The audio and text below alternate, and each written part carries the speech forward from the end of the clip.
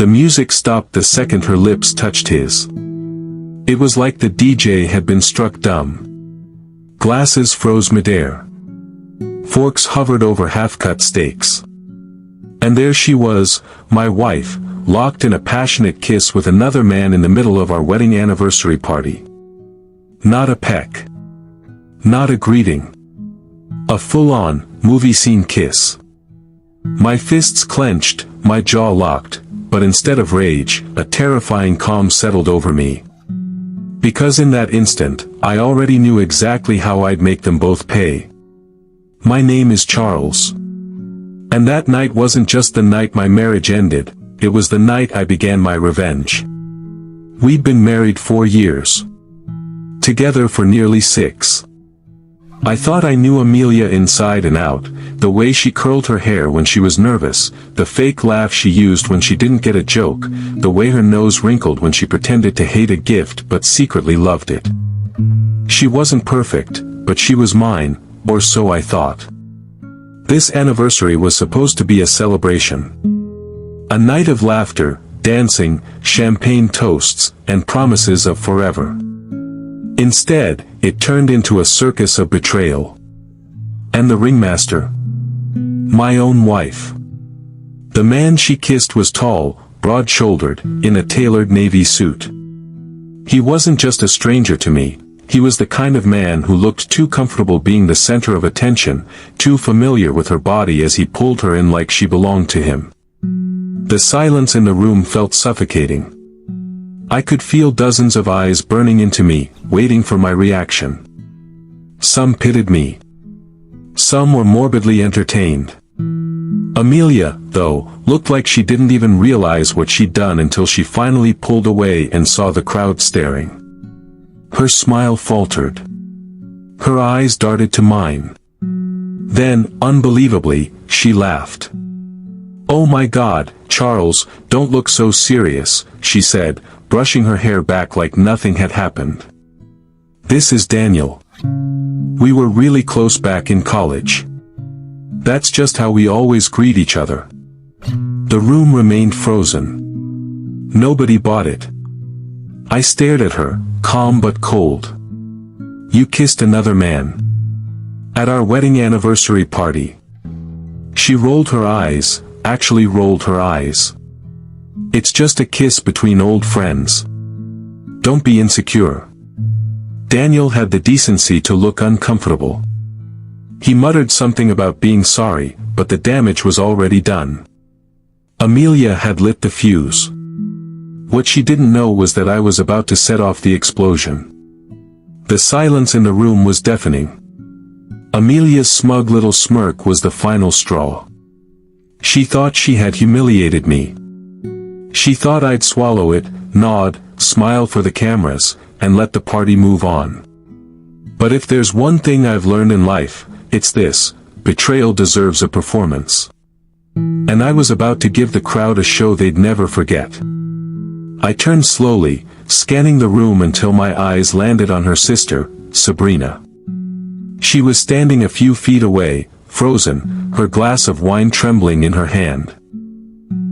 Her wide eyes screamed what the hell just happened. I walked over to her, calm, deliberate. Every step felt like thunder in the silence. "Charles," Amelia's voice cracked, nervous now. I ignored her. I reached Sabrina, set my whiskey glass down on the nearest table, and looked her right in the eyes. For a moment, I saw her lips part in shock. She didn't even have time to react before I cupped her face in my hands and kissed her. Not a peck. Not a polite family greeting. No, I kissed her exactly the way Amelia had kissed Daniel, deep, full of fire, hand in her hair, pulling her close like the room didn't exist. Gasps echoed around us. Someone dropped a glass. Forks clattered onto plates. Even the DJ, who hadn't played a single note since the betrayal, let out a shocked laugh. When I finally pulled away, Sabrina was speechless, her face red, her chest rising and falling like she'd just run a marathon. The silence snapped, replaced by a tidal wave of whispers. "What the hell? Amelia shrieked, storming toward us. "Are you insane? You just kissed my sister in front of everyone." I turned to her, calm as ice. "What's the problem? You said it's just how you greet old friends. Don't make this weird." The color drained from her face. She stumbled over her words, trying to form an excuse, but the crowd wasn't buying it. Every guest in that room knew exactly what I had just done. I'd mirrored her betrayal and shoved it right back down her throat. Sabrina, still stunned, finally whispered, "Charles." But she couldn't finish. I leaned down, picked up my whiskey glass, and raised it like a toast. "By the way, the marriage is over. Consider this my goodbye kiss." And with that, I walked out of the banquet hall. I could feel the eyes of 100 guests burning into my back, hear Amelia's voice cracking as she screamed after me, but I didn't turn around. The performance was complete. The only thing left now was the fallout, and that was where the real revenge would begin. I barely made it 3 steps into the parking lot before I heard the echo of heels pounding against the pavement. "Charles." Amelia came flying out of the double doors, her voice shrill enough to rattle glass. Her dress trailed behind her like some tragic curtain as she sprinted toward me. "How dare you embarrass me like that in front of everyone?" she screamed, her face flushed red. "Do you have any idea what you've just done?" I turned, slow and deliberate, and stared at her. My calmness was like gasoline to her fire. "You kissed another man. At our anniversary party. What exactly did I do wrong?" "That's different," she snapped, her voice cracking. "Daniel is an old friend. You kissing my sister is disgusting." I raised an eyebrow. Disgusting? Or just inconvenient? Because from where I'm standing, all I did was follow your rules. You said it yourself, it's how you greet old friends. Don't make it weird. Her jaw dropped, but before she could answer, the man of the hour himself appeared. Daniel, the so-called old friend. He came jogging out behind her, clearly uncomfortable, tugging at his tie like he wished he could disappear. "Look, Charles," he started, raising his hands. This isn't what it looks like." I laughed. Actually laughed. "You kissed my wife in the middle of our anniversary party and you're going to stand there and feed me clichés? What is it then, Daniel? Did you trip and fall lips first into her mouth?" Amelia spun on him like a viper. "Don't say anything. I'll handle this." That was all I needed to hear. The truth wasn't something she wanted explained. Which meant there was something to hide. "How long?" I asked, my voice low but sharp.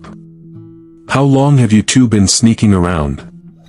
Her face went pale, just for a second, before she plastered on that fake little smile she used to fool everyone else. "You're paranoid. You always do this, blowing things out of proportion. It was one kiss." "One kiss?" I stepped closer, my voice cold enough to freeze her in place. "Funny. He didn't look like a stranger kissing you. He looked like a man who's done it 100 times before." Daniel opened his mouth, guilt written all over his face, but Amelia shot him a glare so sharp it could have cut steel. He shut it again, lips pressed tight. And that silence? That silence told me everything I needed to know. I shook my head and turned away. "We're done, Amelia. Don't bother coming home tonight. Actually, don't bother coming home at all." Her shriek echoed across the parking lot, venom dripping from every word. "You'll regret this, Charles. You'll regret humiliating me." But she was wrong. The only regret in that moment was hers, for thinking I wouldn't fight back. Because I wasn't just walking away. I was already planning how to take everything from her. I got to my car and slid behind the wheel like a man who finally remembered how to breathe. The engine hummed. The parking lot lights buzzed. For the first time since the music stopped, the whole world felt quieter than it had any right to be. Then my phone blew up. 47 messages from Amelia in the next hour. Please let me explain, you're overreacting, you kissed my sister. Her mother texted next, this is a misunderstanding. Amelia is devastated. The wedding is in 3 months. Her father, be a man. Work this out. Sabrina, still shell-shocked, sent a half-serious message, for what it's worth, you kiss better than my ex. I couldn't help a short, humorless laugh. I didn't reply to any of it. I sat in the car and let the messages roll over me, an angry tide that couldn't pull me back in. They wanted me to flinch, to beg, to show that the scene had broken me. I wasn't going to give them that satisfaction. The next morning, the first major twist arrived like a parcel through the post. The photographer had already uploaded the event album and sent me the gallery link. I clicked it with equal parts dread and calculation. There it was, a perfect, clinical frame of Amelia and Daniel mid-kiss, lips locked, hair a mess, his hand at the back of her neck. It was the shot that would do what my words couldn't, make the truth undeniable. I downloaded the image and deleted it from my head for a second. No impulsive posts, no teenage rage social media. I wasn't going to be sloppy. But I also wasn't going to be quiet. Amelia and Daniel had the audacity to show up at my door that afternoon, side by side like co-conspirators in a bad rom-com. Daniel looked like a man who had just swallowed a bucket of regret. He stammered something about not knowing she was engaged and just wanting to catch up. Amelia tried the classic damaged act, tears, smallness, apologies that sounded rehearsed. Get your things this weekend, I told them slowly. Leave. Don't come back. Daniel opened his mouth to protest. Amelia made a move like she wanted to push past me into my apartment. I stepped forward and blocked her. Not tonight, I said. Not ever. They left in a flurry of indignation and shame, but that wasn't the end of the dominoes. If anything, it was the start. Because people don't keep secrets in this world, they outsource them to their screens. I posted the photograph.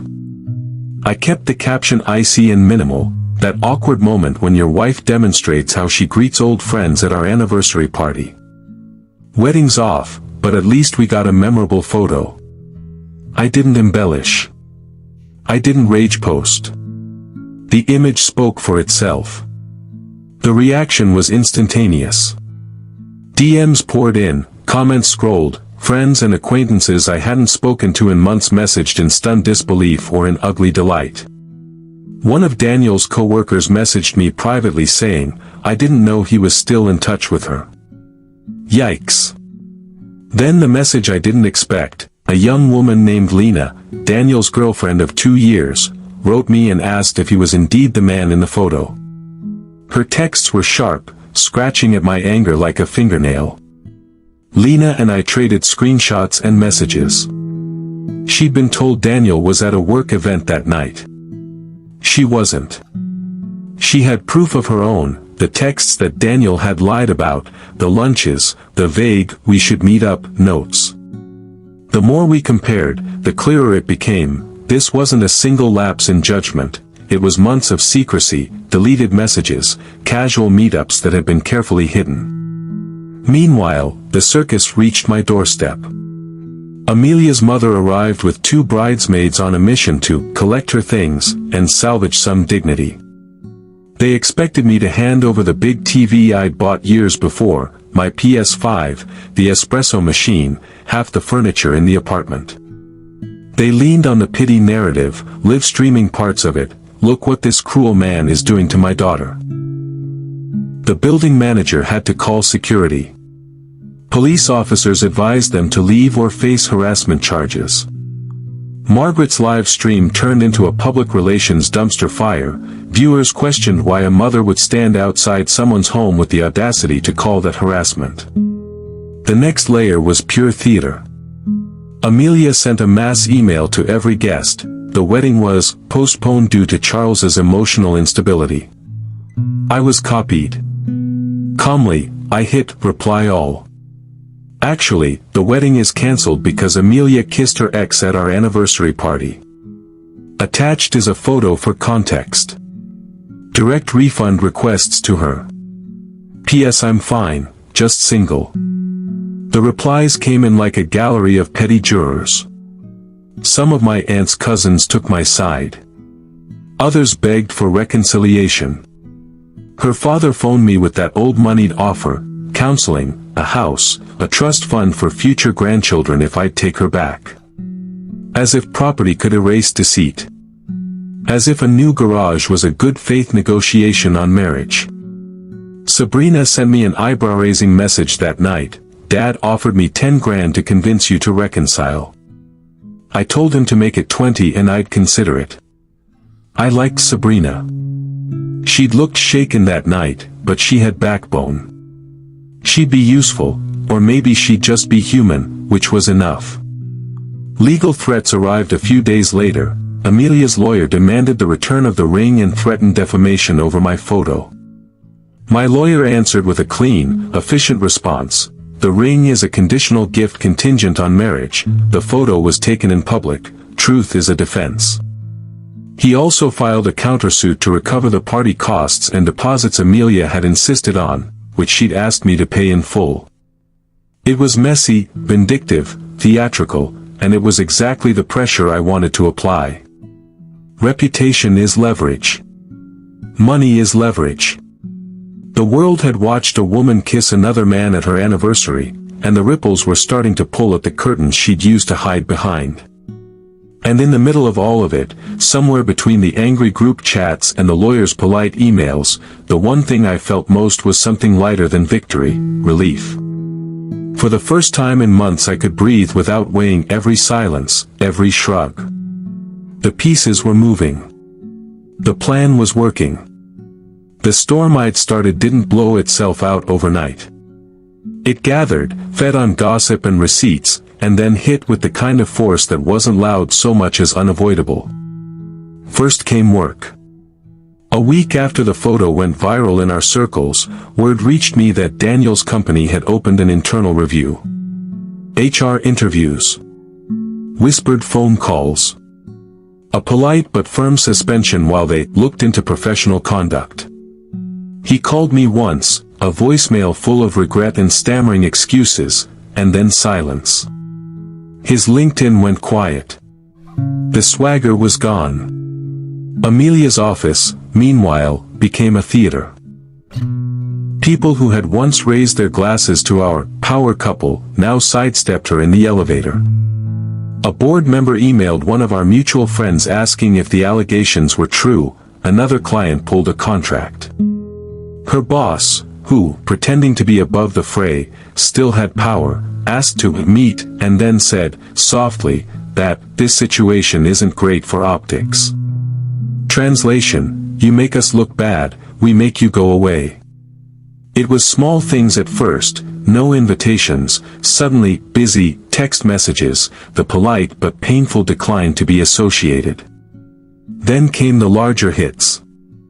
A sponsor quietly paused talks on a campaign she'd been leading. A partner asked that she be removed from client-facing roles.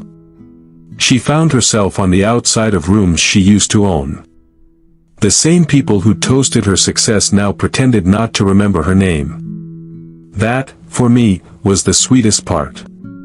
Not the vindictiveness of watching someone fall, but the slow, inevitable unspooling of the image she'd constructed. Reputation, once torn, is a messy thing to stitch back together. Her mother, Margaret, tried to manage the PR carousel. She did live videos and interviews, and if you watched closely, you could see Margaret's voice fraying with each explanation. Family dinners turned into interrogations. Her father, Thomas, tried to broker a deal, counseling, a paid retreat, a buyout of sorts, but nobody wanted to be the savior who'd reopen that opened wound. Then the legal side tightened. My lawyer moved faster than Amelia expected.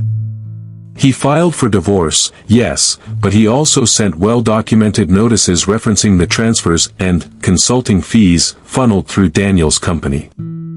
When you have invoices with mismatched recipients and wire transfers that don't reconcile, accountants listen. Subpoenas followed. Amos, the bookkeeper who'd handled some of the small transactions, suddenly remembered everything he'd once been too busy to notice. The more the legal net closed, the more she flailed publicly, and the less people believed her versions. One afternoon not long after, I walked past a coffee shop and saw Amelia sitting alone at a table, a paper cup between her hands, a face that used to command rooms now consumed with something like panic. She watched the world in a way I recognized now, the way someone stares at a fissure in the sidewalk, suddenly aware the ground is no longer solid. Her mother called me accusingly one night, Margaret's tone equal parts fury and desperation, "You're ruining her. Think of the family." I listened for a moment and then said what I'd meant from the start, she ruined it herself. Margaret stumbled through more pleas and final offers, house, counseling, trust funds, as if a balance could erase months of secrecy. It couldn't. There were smaller, delicious outcomes, the petty kind that feels good and harmless. Sabrina took a job offer out of state. She texted me months later with a photo of a city skyline and a short line, "Thanks for that night." Sabrina, hadn't been a calculated co-conspirator. She'd been a person who'd seen an injustice and chosen not to pretend it didn't exist. She'd burned bridges in one direction and opened others in another. That, too, mattered. Amelia tried once more for the last dramatic act, a lawyer's demand for the engagement-style ring I'd once given her. We called it a conditional gift, and the lawyer's reply was clinical: conditional gift, contingent on marriage, public photo, truth defense, and a claim for emotional damages for defamation. My countersuit for party costs and refundable deposits landed like a legal cold shower. The judge, seeing payment records and the clear social media timeline, declined her emergency orders.